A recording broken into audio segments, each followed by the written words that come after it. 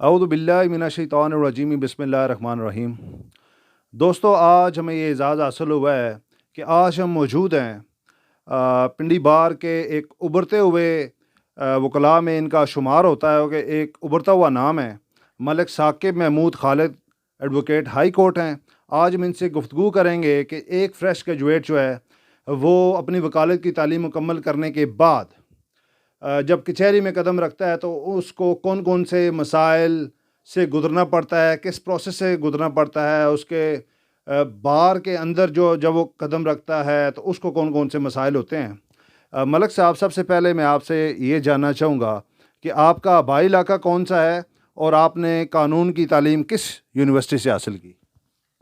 जी Geass साहब, बहुत शुक्रिया आपका। आपने अपने कीमती वक्त से मुझे बुलाया और ये नशिस्त रखी। मेरा बेसिकली जो आबाई इलाका है वो एबटाबाद से हूँ जी। और मैंने अपनी कानून की तालीम अपनी मुकम्मल की इंटरनेशनल इस्लामिक यूनिवर्सिटी इस्लामाबाद से। और उसके बाद से 2014 से मैं इसी बार यानी रावलपिंडी बार के साथ मुंसलिक हूँ। अल्हम्दुलिल्लाह लाइफ मेंबर हैं रावलपिंडी बार एसोसिएशन के और हाई कोर्ट बार एसोसिएशन के। जी। मलिक साहब, आप हमारी ये रहनुमाई फ़रमाएँ कि जब एक फ़्रेश ग्रेजुएट कानून की तालीम मुकम्मल करके इस फ़ील्ड में आता है, एक फ़्रेश जो स्टूडेंट होता है, तो उसको लॉ का जो शुब है, उसका इंतख़ाब क्यों करना चाहिए? वो एलएलबी की तालीम या वकालत की तालीम में क्यों आए?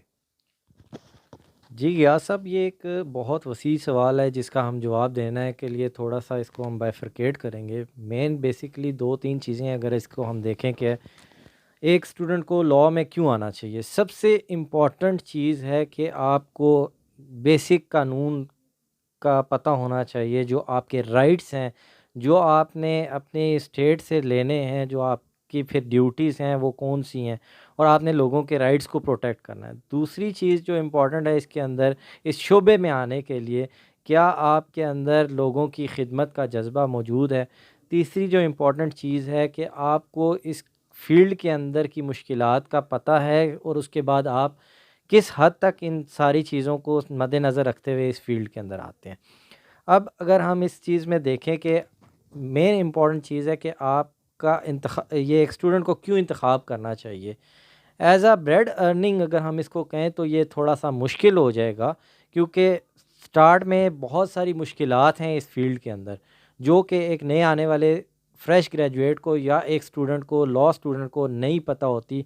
और वो उन मिथ्स के साथ या वो उन सारी चीज़ों के साथ देख के, वो बड़े-बड़े वकला हज़रात को देख के वो इस फ़ील्ड को चूज़ तो कर लेता है, लेकिन वो सारी जो परेशानियाँ हैं जो उसने गुज़ारनी है, और वो उस स्टेज तक उन सीनियर लॉयर्स की उस स्टेज तक पहुँचने के लिए वो जिस मराहिल से गुज़रे होते हैं उसका उसको बिल्कुल अदराक नहीं होता। जिसकी वजह से वो जब फ़ील्ड में आता है तो उसको बिल्कुल डिफ़रेंट चीज़ मिलती है।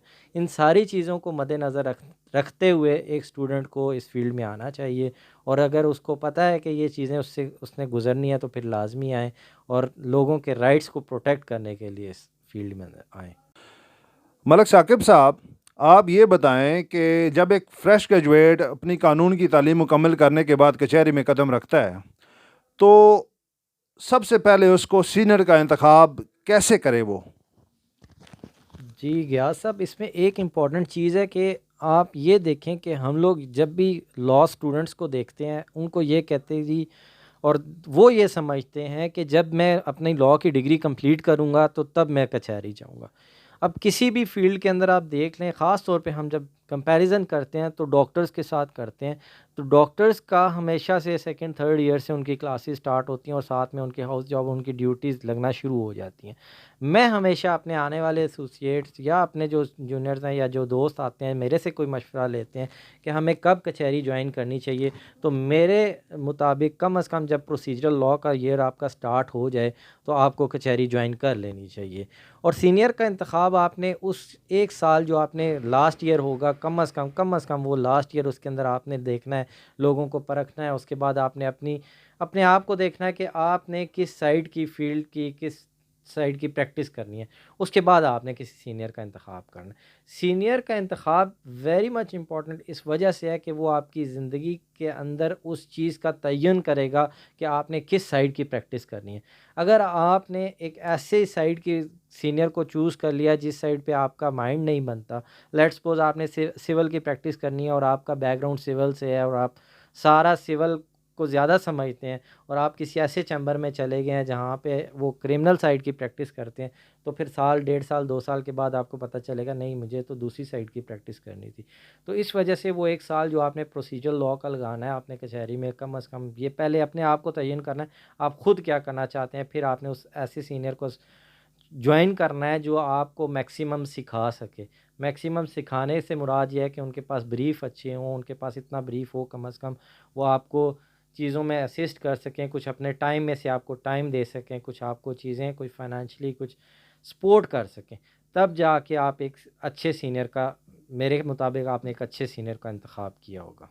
मलिक साकिब साहब, नेक्स्ट क्वेश्चन आपसे मेरा ये होगा कि जिन वकला का लीगल बैकग्राउंड होता है, जिनके फैमिली में वकला मौजूद होते हैं, उनको इस कचहरी में जब वो कदम रखते हैं, किसी बार को ज्वाइन करते हैं, तो उनको कौन कौन से एज हासिल होते हैं, और जिन वकला का कोई भी फैमिली बैकग्राउंड में यानी फैमिली में अगर कोई भी वकील नहीं होता तो उनको कौन कौन से मसाइल का सामना करना पड़ता है?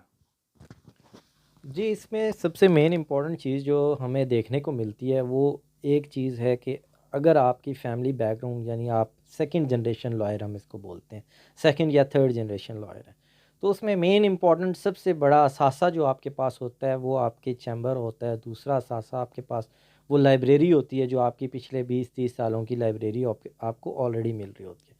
तीसरा मेन इम्पॉर्टेंट चीज़ वो ब्रीफ्स होते हैं, वो फाइल्स होती हैं जिसके ऊपर आप सीखने को आपको चीज़ें मिलती हैं।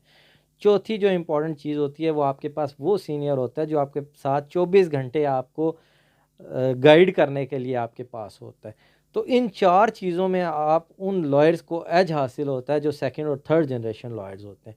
दूसरी तरफ कोई ऐसा स्टूडेंट ऑफ लॉ जिसका कोई लीगल बैकग्राउंड नहीं है, उनको तो पहले सीनियर को चूज़ करने में इतने मसले मसाइल दरपेश होते हैं, तो उसके बाद से वो ये वाली सारी जो चीज़ें हैं इनको मीट करने के लिए उनको मुश्किलात से गुज़रना पड़ता है। उनके लिए फिर जो रास्ता है वो यही होता है कि कॉमन लाइब्रेरी जो हमारे पास माशाल्लाह रावलपिंडी बार के अंदर एक बहुत बड़ी लाइब्रेरी है, जो एस्टैब्लिश्ड लाइब्रेरी है जिसके अंदर हमारे पास डिजिटल लाइब्रेरी भी है, उसको हम अच्छे तरीके से इस्तेमाल कर सकते हैं। और उसके बाद हमारे पास डिफरेंट यहाँ पे बहुत अच्छा सिटिंग्स हैं जिनके अंदर हम बैठ सकते हैं। बार के अंदर ही हमारे पास है, फिर लायर्स क्लब है। इस हवाले से पिंडी बार थोड़ी-सी हमारी जो है वो हम कह सकते हैं अपलिफ्ट हुई हुई है कि हमारे पास डिफरेंट ऑप्शंस मौजूद हैं।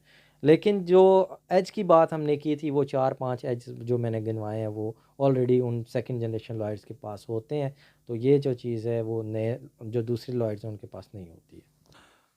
मलिक साकिब साहब, आप ये बताएं कि जब एक फ्रेश ग्रेजुएट किसी भी सीनियर को ज्वाइन कर लेता है, तो सीनियर का रवैया और जो चैम्बर फेलोज़ का रवैया फ्रेश स्टूडेंट ऑफ लॉ की तरफ कैसा होना चाहिए?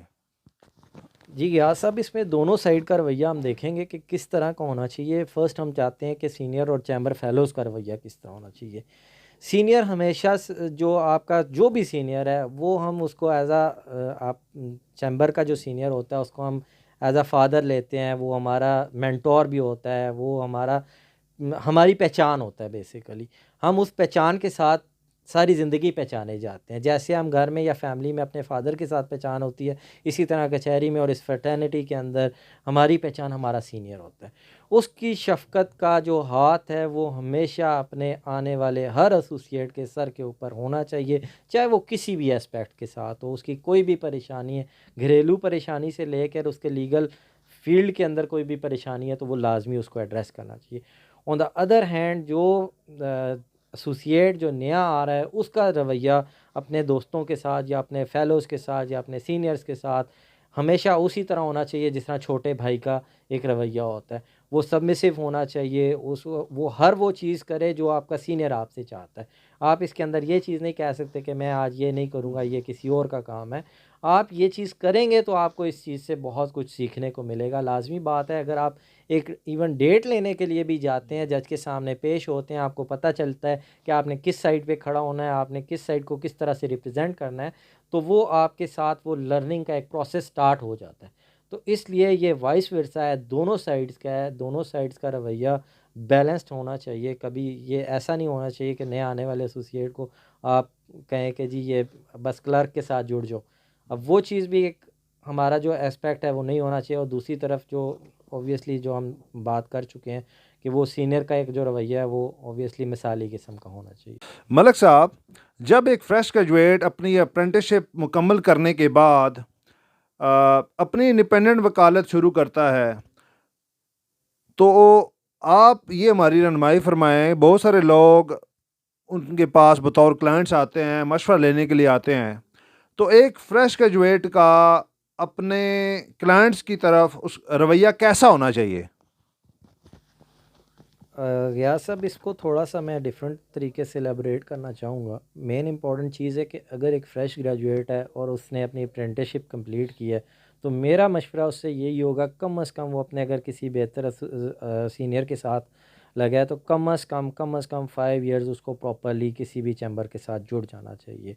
और वो जुड़ना सिर्फ जुड़ने की हद तक नहीं होना चाहिए, हर वो बेसिक चीज़ उसको सीखनी चाहिए जो ट्रायल से लेके एपेलेंट स्टेज तक हर एक फ़ाइल में से गुज़रती है। दूसरी बात ये कि उसका रवैया क्लाइंट्स के साथ कैसा होना चाहिए। अब जब हम ये बात करते हैं तो इसमें सबसे ज़्यादा इम्पॉर्टेंट चीज़ क्या आती है, आपने अपने आप को मनवाना है। उन 5 सालों में जब तक आप अपने आप को नहीं मनवाएँगे तो क्लाइंट भी आपको सीरियस नहीं लेगा। अब सबसे मुश्किल काम जो हमारी फ़ील्ड के अंदर आता है कि लोग आपको ईज़ी ले रहे होते हैं। वो आपको फ़ीस देने का सबसे मुश्किल काम क्लाइंट से फ़ीस लेना है। वो वजह ये है कि आपने अपने आप को, हमने ख़ास तौर पे हमने लीगल फ्रेटर्निटी में हमने अपने आप को इतना ईज़ी टू गो कर दिया है कि हर बंदा ये समझता है बस मेरे 5 वकील जानने वाले हैं, उन पाँचों में से किसी के पास भी चला जाऊँगा तो फ्री ऑफ कॉस्ट काम हो जाएगा। जबकि ऐसा नहीं होना चाहिए। जब भी हम किसी डॉक्टर के पास, किसी हॉस्पिटल में जाते हैं, किसी आर्किटेक्ट के पास जाते हैं, इवन हम किसी स्टेनोटाइपिस्ट के पास भी जाते हैं, तो हमारे ज़हन में ये होता है कि भाई उसने पर पेज इतना पैसे लेने ही लेने हैं। इवन हम अक्सर मिसाल देते हैं कि जो चार्टर्ड अकाउंटेंट फ़र्म्स होती हैं, चार्टर्ड अकाउंटेंट फ़र्म्स का एक फ़र्म दूसरी फ़र्म को रिप्लेस नहीं कर सकती on the basis of that financial aspect. अगर आप एक चार्टर्ड अकाउंटेंट फ़र्म को रिप्लेस करना है तो आपको उनके जो आई कैप रूल्स हैं उसके मुताबिक आपने किसी भी डिफरेंट वजह से तो चेंज कर सकते हैं। इस बात से नहीं कर सकते कि उसने 50 लाख मांगा था, अब दूसरा मुझे 20 लाख में मिल रहा है तो मैं 20 लाख वाले को करूँ। यहाँ पे क्या होता है, मेरे पास एक ब्रीफ आया, अगर मैं 20,000 रुपये मांगता हूँ और मेरे से कोई और दोस्त है तो उसने 18,000 मांगा है, तो ऑब्वियसली हमारा क्योंकि स्टैंडर्ड ही कोई नहीं सेट हुआ हुआ जिस पे ऊपर हमने ये फ़ीस के स्टैंडर्ड्स को सेट करना है। तो इस तरह से ये जो सबसे बड़ा मसला है कि क्लाइंट हमें कह सकते हैं कि ब्लैकमेल करते हैं। तो हम अक्सर क्लाइंट्स की ब्लैकमेलिंग में इसी वजह से आते हैं कि हमें पता है कि हमारा कोई स्टैंडर्ड ही नहीं है। तो ये वाली जो चीज़ है, जो मैं अक्सर हमारे सीनियर भी कहा करते थे और कुछ हम जो चीज़ें अभी तक मुझे सीखने को मिली वो ये कि ना करना सीखें। अगर अपने एक लेवल से नीचे कोई आपको चीज़ कह रहा है तो वो आप ना करें, बस सिंपल उसको इनकार कर दें, वो सबसे बेस्ट है। बजाय इसके कि वो आप अपने साथ टैग लगा के अगले बंदे को आप अपनी अपनी वर्थ इतनी बता रहे हैं कि ये मैं जी 5000 में भी कर देता हूँ, और वो हमेशा फिर आपको 5000 ही दे के जाएगा। तो इस वजह से ये ना करना सीखें और अपनी वर्थ का अंदाज़ा आपको खुद होना चाहिए। उस वर्थ के बाद आपके क्लाइंट आपको वर्थ करना शुरू करेंगे। मलक साहब, जब एक फ्रेश ग्रेजुएट अपनी इंडिपेंडेंट प्रैक्टिस स्टार्ट कर देता है, तो उसको ये इशू दरपेश होता है कि अब उसके पास केसेस आने चाहिए, उसके पास उसने ज़ाहिर बात है अर्निंग करनी है। तो आप हमारी ये रहनुमाई फरमाएं कि केसेस की तादाद को कैसे बढ़ाया जा सकता है और अपनी जो इनकम है उसको कैसे जनरेट किया जा सकता है, कौन से मोड्स जो हैं वो इख्तियार किए जाएँ जिससे जो है वो एक फ्रेश ग्रेजुएट स्टेबल होने की तरफ कचहरी में। जी गयास साहब, इसमें बहुत इम्पोर्टेंट चीज़ सबसे ज़्यादा ये है कि आपके घर वाले जिस दिन आपको वकील मानना शुरू कर देंगे ना, तो उस दिन आपका काम जनरेट होना शुरू हो जाएगा। मैं अभी जब हम पहले बैठे हुए थे थोड़ी देर पहले जो हम बात कर रहे थे कि आज सुबह नाश्ते की टेबल पे बात हो रही थी, मेरे भाई ने जो सवाल किया जो मैं आपसे बात कर रहा था, उसमें यही बात हुई कि आप फ़लाने फ़लाने मेरे दोस्तों को से मुलाकात हो चुकी है। मैंने कहा नहीं। तो ऑब्वियसली जब उनको ये अंदाज़ा हो जाएगा कि हाँ अब हमारा भाई वकील बन गया, तो वो आगे आपको रेफ़र करेंगे। इसी तरह आपके जो स्कूल के दोस्त हैं, आपके जो फर्स्ट सर्कल होता है, सबसे पहले क्लोज़ फ्रेंड्स होते हैं, आपके स्कूल के दोस्त होते हैं। उन सारों को पता होना चाहिए कि भाई ये जो हमारा दोस्त है ये अब वकील बन चुका है और अब हमारा कोई मसला होगा तो ये इसको हल कराने की कोशिश कर सकता है। दूसरा, उसके बाद कॉलेज के फ्रेंड्स होते हैं, फिर आपके लॉ स्कूल के ऑब्वियसली जो फ्रेंड्स हैं वो आपके साथ कंपटीशन में होते हैं। उसके बाद आपके अपने भाई, अपनी फैमिली, आपने अपने सर्कल में देखना है कि बेसिकली कौन-कौन ऐसे लोग हैं जिनको अगर कोई प्रॉब्लम क्रिएट होती है, किसी भी किस्म की कोई प्रॉब्लम होती है, तो उनके मोबाइल नंबर्स के अंदर आपका नंबर मौजूद है या नहीं है। उसके बाद आपके जो ऑब्वियसली आपका मेन एक सर्कल ये होता है जो फादर के फ्रेंड्स होते हैं। उन सारे लोगों में आप उनको पता होना चाहिए कि जी आपने वकालत शुरू कर दी है और आप अब एक पोटेंशियल बंदे हैं जिनके जो आप किसी भी तरीके से हेल्प कर सकते हैं। हम अक्सर ये कहते हैं कि जी एज़ अ लॉयर हम कम्युनिटी को क्या दे रहे हैं, हम अपने दोस्तों को क्या दे सकते हैं। जब हम खुद ही अपने आप को डिग्रेड करेंगे, वहाँ पे हमारे लिए प्रॉब्लम्स क्रिएट होती हैं। हमने अपना पॉजिटिव एस्पेक्ट लोगों को देना है कि हाँ जी हम अपनी सोसाइटी में ये चीज़ इनपुट कर रहे हैं। जिस तरह कल पंजाब पाकिस्तान बार काउंसिल की एक प्रेस कॉन्फ्रेंस मेरी नज़र से गुजरी और उन्होंने माशाल्लाह एक बहुत अच्छा एस्पेक्ट अपना पूरा एज अ लीगल फ्रेटर्निटी का हेड ऑफ़ द स्टेट होने की एक वो कह सकते हैं कि उन्होंने हक अदा किया कि हम एक नेशनल लेवल पे एक डायलॉग लाना चाहते हैं। तो इस तरह से इस तरह की जो चीज़ें हैं आपने पहले के अपने सर्कल के अंदर बताना है कि हाँ जी मैं वकील हूँ। उसके बाद नेक्स्ट आपका जो सर्कल है, आपके दोस्तों के दोस्त हैं, उन सारों को पता होना चाहिए। फिर आपने देखना है पोटेंशियल लोग कौन से हैं जहाँ से आपको वर्क आ सकता है, उनके साथ आपने कीप इन टच रहना है, उनसे मिलना है, तब जाके आपको ये काम जनरेट होना शुरू होगा। इट्स बेसिकली कह सकते हैं कि ग्रेजुअल प्रोसेस है। इस ग्रेजुअल प्रोसेस के अंदर तिनका तिनका जोड़ के आपने चीज़ें इकट्ठी करनी है, तब जाके आपकी वकालत स्टार्ट होती है। It takes minimum 7 to 8 years. ऐसे नहीं है कि आप एक दिन में आएँ और अगले दिन आप वकील बन जाएंगे। आपके पास पहला अच्छा ब्रीफ आते 5 साल लग जाते हैं। छोटे छोटे ब्रीफ्स तो आते रहते हैं, लेकिन मोस्ट ऑफ द टाइम आपको 5 से 7 साल लगते हैं एक अच्छा केस आने में। लेकिन अच्छा केस अगर आप संभाल लेंगे तो ऑब्वियसली हो सकता है अगला केस आने में 20 दिन लगें। अगर वो नहीं संभाल सकेंगे तो अगला केस आने में आपको फिर 5 साल लगेंगे। तो इस वजह से ये एक इम्पॉर्टेंट चीज़ है कि आपने केस लेना भी है और संभालना भी है। मलक साहब, मेरा नेक्स्ट क्वेश्चन आपसे ये होगा कि जो फ्रेश ग्रेजुएट्स हैं उनका उन्होंने पेश होना होता है कोर्ट्स में, और आप हमारी ये रहनुमाई फरमाएं कि एक जो फ्रेश स्टूडेंट है उसका कोर्ट के साथ और जो कोर्ट स्टाफ है उसके साथ रवैया कैसा होना चाहिए। ग्यास भाई, इसके अंदर सबसे ज़्यादा इम्पॉर्टेंट चीज़ है कि हमारा जो कोर्ट के साथ रवैया क्या है। मैं अभी 2 बड़े नाम लेना चाहूँगा इस सवाल के अंदर, जिनको मैंने कोर्ट के अंदर देखा, कोर्ट के अंदर प्रेजेंट होते हुए देखा। मखदूम अली ख़ान साहब, ठीक है, और एक को तो मैंने नहीं देखा। सरदार इसहाक़ साहब के बारे में कहा जाता है कि वो इवन अगर मैजिस्ट्रेट साहब के पास भी पेश होते थे तो वो उतने ही सबमिसिव होते थे जितना वो सुप्रीम कोर्ट में सबमिसिव हुआ करते थे। तो मखदूम साहब को सुप्रीम कोर्ट के अंदर सुना, इवन सुप्रीम कोर्ट के अंदर भी जितने भी बड़े लॉयर्स को सुना, फिर जो बड़े लॉयर्स मैजिस्ट्रेट कोर्ट के अंदर भी आते हैं, दे आर मोस्ट सबमिसिव। तो वो सबमिसिव होना उनके लिए अगर इतना इम्पोर्टेंट है तो ऑब्वियसली हम तो as a student of law और यंग लॉयर्स और जो भी हम लोग लॉयर्स हैं, हमें उनकी सारी उन चीज़ों के ऊपर अमल करना है, क्योंकि वो जो एक रास्ता बता गए वो सबमिसिव होना ही कामयाबी का रास्ता है। दूसरा मेन इम्पॉर्टेंट चीज़ है कि जो कोर्ट स्टाफ के साथ हमारा रवैया क्या। Court staff basically supportive staff होता है। वो कोर्ट का एक सबॉर्डिनेट स्टाफ होता है, समझ लें उन्होंने फाइल्स को मेंटेन करना है। आप ऑफिसर ऑफ द कोर्ट हैं। आपने अपनी ऑफिसर ऑफ द कोर्ट होने का ये बिल्कुल हरगिज़ मतलब नहीं है कि जाके उनके साथ लड़ाई करनी है। आप उनके पास जाएंगे, आप सबमिसिव होंगे, अच्छे तरीके से बात करेंगे, तो वो शायद आपका सारा काम छोड़ के आपको एंटरटेन करें। तो मेरा अपना एक्सपीरियंस, अपनी प्रैक्टिस जो चीज़ें हैं, मैं यही कहूँगा कि must be submissive before the court and also with the staff. उनके साथ भी अच्छा रवैया रखना चाहिए, उनके साथ भी आपका ऐसा ताल्लुक़ होना चाहिए कि आप जब जाएँ तो उनको ये ना हो कि जी आप आधे घंटे के बाद आ जाएँ। वो अपना सारा काम छोड़ के आपका काम करेंगे जब आप उनके साथ अच्छे रवैये से चलेंगे। मलिक साकिब साहब, अक्सर औक़ात बहुत सारे ऐसे भी एक्सपीरियंसेस हुए हैं, जो क्लाइंट्स हैं वो आ जाते हैं जिनका केस कमज़ोर होता है या बनते ही नहीं है। जब आप उनको बताते हैं कि आपका केस कमज़ोर है, लेकिन फिर भी वो बज़िद होते हैं कि आप ये केस करें।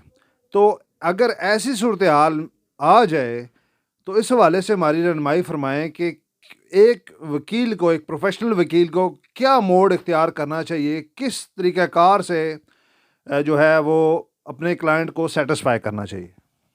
जी, रियाज साहब, बहुत इम्पोर्टेंट क्वेश्चन है आजकल के दौर के हवाले से।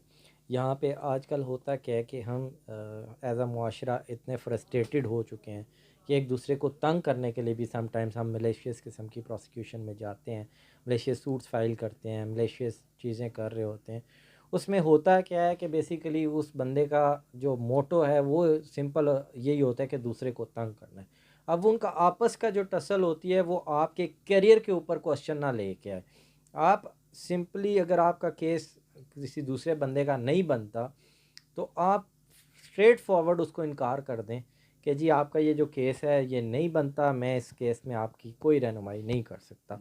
वजह यह है कि वो केस कल 3 साल के बाद किसी जज साहब के पास आपके नाम से जब चल रहा होगा तो जज साहब को ये इम्प्रेशन जाएगा कि ये मलेशियस प्रोसिक्यूशन में या ये मलेशियस सूट्स फाइल करने में ये वकील साहब का बड़ा किरदार है। वो आपके साथ एक टैग लगना शुरू हो जाएगा, वो टैग आपको करियर के अंदर हमेशा हमेशा तंग करता रहेगा। तो मेरी तरफ से जो फ्रेश ग्रेजुएट्स हैं या जो फ्रेश लॉयर्स हैं या जो यंग लॉयर्स हैं, जो आपने जिस हवाले से सवाल किया, उनको यही मशवरा होगा कि अगर किसी का केस नहीं बनता तो उसको स्ट्रेट फॉरवर्ड आप बता दें कि भाई आपका केस नहीं बनता, मैं आपकी रहनुमाई नहीं कर सकता, मैं मलेशियस प्रोसिक्यूशन में नहीं जाता। आपने अगर किसी और के पास जाना है तो बेशक आप जा सकते हैं, किसी और से मशवरा ले सकते हैं। दूसरा सवाल का जो आपका था कि किसी का कमज़ोर केस है, कमज़ोर केस में मेन इंपॉर्टेंट चीज़ है आपने उसी के डॉक्यूमेंट्स और उसी के फैक्ट्स के ऊपर आपने उसका केस तैयार करना होता है, ना कि आपने उसको केस बना के देना होता है। कोई नई चीज़ आपने ऐड नहीं करनी होती, जो ऑलरेडी एडिड चीज़ें होती हैं उन्हीं के ऊपर आपने केस लड़ना होता है, जीतना होता है या हारना होता है। अब इस सिचुएशन में आप अपनी मेहनत कर सकते हैं, वहाँ पे आप उसको केस को ले सकते हैं। लेकिन जो एक पता है कि केस 100% है ही झूठा या है ही ऐसी चीज़ है, उसके अंदर आपके पास कोई दूसरी राय नहीं होनी चाहिए कि ये केस लेना है या नहीं लेना। एक केस है जिसके अंदर 99% चांसेस हैं हारने के और 1% चांस है जीतने का, फिर भी आप ले सकते हैं क्योंकि आपने अपनी मेहनत के साथ आपने अपनी उस टाइम लगाना है उस चीज़ को निकालने के लिए कि आपने उन्हीं फैक्ट्स के अंदर एक केस बना के देना। तो अगर ऐसी कोई चीज़ है तो उसकी कोई ममानियत नहीं है, आप ले सकते हैं। लेकिन अगर ऐसी चीज़ है कि जो आपको पता है कि ये बिल्कुल झूठा केस करना चाह रहा है तो फिर उससे बजाय इसके कि वो आप अपने साथ टैग लगाएं, माजरत करना ज़्यादा बेहतर होगा। मलिक साकिब साहब, मेरा आखिरी सवाल आपसे ये होगा कि जब एक फ्रेश ग्रेजुएट के पास केस आ जाए तो केस की फ़ाइल को तैयार करना, केस को प्रिपेयर करना, इस हवाले से हमारी रहनुमाई फरमाएं कि कौन कौन सी बातों को मद्देनज़र रखा जाए एक केस की प्रिपरेशन के दौरान। सवाल के हवाले से मैं थोड़ा सा इसको एलेबरेट करना चाहूँगा। मेन इंपॉर्टेंट चीज़ इसमें यह है कि आपने मोडालिटीज़ पहले तय करनी है। आपकी जब मोडालिटीज़ तय हो जाएंगी, क्योंकि सबसे इंपॉर्टेंट चीज़ होती है हर बंदा आपको यहाँ पे फ्रॉड करने के चक्कर में होगा। सबसे पहले आपने उसके साथ फ़ीस तय करनी है, उसके बाद आपने मोड ऑफ़ पेमेंट तय करना है। मोड ऑफ़ पेमेंट के बाद आपने नेक्स्ट जो चीज़ है वो ये देखनी है कि उससे पहले आपने फ़ाइल जब देख ली, फ़ाइल के अंदर आपने 2 इंपॉर्टेंट चीज़ें देखनी है कि जुरिस्डिक्शन किस कोर्ट की है और उसके बाद आया कि ये केस बनता है या नहीं बनता। आपने उसके बाद जब फ़ीस का बता दिया तो जब आप काम शुरू करेंगे तो आपको इम्पॉर्टेंट चीज़ है वो देखना है कि किस कानून के तहत आप जा रहे हैं रिलीफ़ सीक करने के लिए। उस रिलीफ़ को लेने के लिए जब आप जाएँगे तो क्या उसके साथ कोई और रेमेडीज़ भी अवेलेबल हैं जो आपने करनी थी और जो नहीं कर सके हैं। तो अगर आप सिविल कोर्ट में आ भी रहे हैं या किसी भी रिट जुरिस्डिक्शन में हाई कोर्ट जाना है या किसी भी और फोरम पे जाना है, तो उससे पहले क्या रेमेडीज़ हैं, इन तमाम चीज़ों को मद्देनज़र रखते हुए आपने प्लीडिंग्स को लिखना है। उन प्लीडिंग्स के अंदर आपने इम्पॉर्टेंट चीज़ है कि आपने पार्टीज़ किस किस को बनाना है, किसको एड्रेस करना है, ये इम्पॉर्टेंट चीज़ है। जैसा कि सेक्शन 79 ऑफ CPC कहता है कि आपने जब फेडरेशन को पार्टी बनाना है तो उसके अंदर पाकिस्तान का वर्ड यूज़ होगा। जब सूबे को करना है तो सूबे के लिए प्रोविंस ऑफ पंजाब या प्रोविंस ऑफ KP के इनको लाजमी पार्टी बनाना है। इसी तरह फिर आप जब देखते हैं कि किसी भी अथॉरिटी को पार्टी बनाना है तो अथॉरिटी को किस तरह से पार्टी बनाना है, आया उस अथॉरिटी के अगेंस्ट आप केस कर भी सकते हैं या नहीं कर सकते। कुछ ऐसी अथॉरिटीज़ या कुछ ऐसे फॉर्म्स हैं जिनके अगेंस्ट आप सिविल कोर्ट में नहीं आ सकते, रिट जुरिस्डिक्शन में नहीं जा सकते। उनके अपने जो फॉरम्स हैं जहाँ पे आपने अल्टरनेट रेमेडीज़ के लिए जाना है।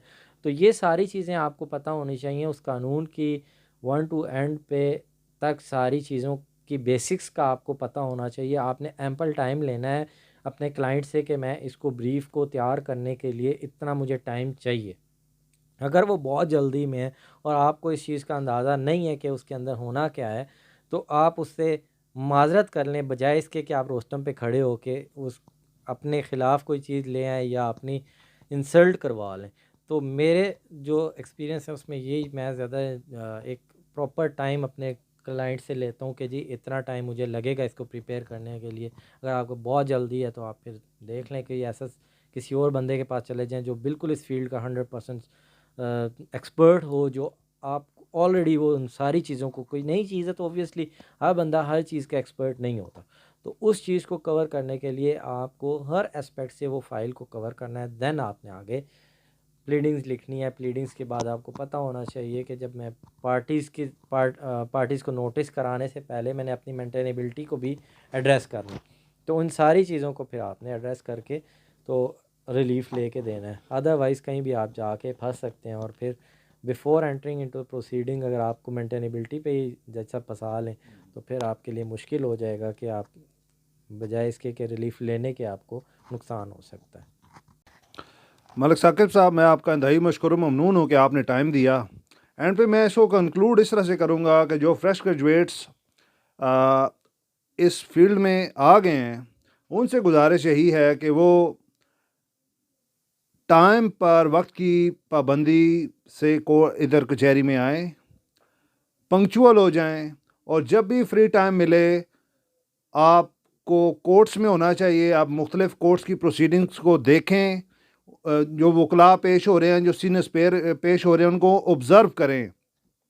और तीसरी और सबसे इम्पोर्टेंट जो यहाँ पे देखने में आता है कि यंग वकला को जो हमारे इलेक्शन का जो हिस्सा बन जाते हैं, बहुत सारे सीनियर्स उनको कहते हैं कि आप हमारे कार्ड उठाएं और आप हमारी कैंपेन करें। यंग वकला से यही गुजारिश है कि आप अपनी वकालत पे फोकस करें, अपना काम सीखें, और अगर आपने एक प्रोफेशनल वकील बनना है तो सियासत से दूरी इख्तियार करें।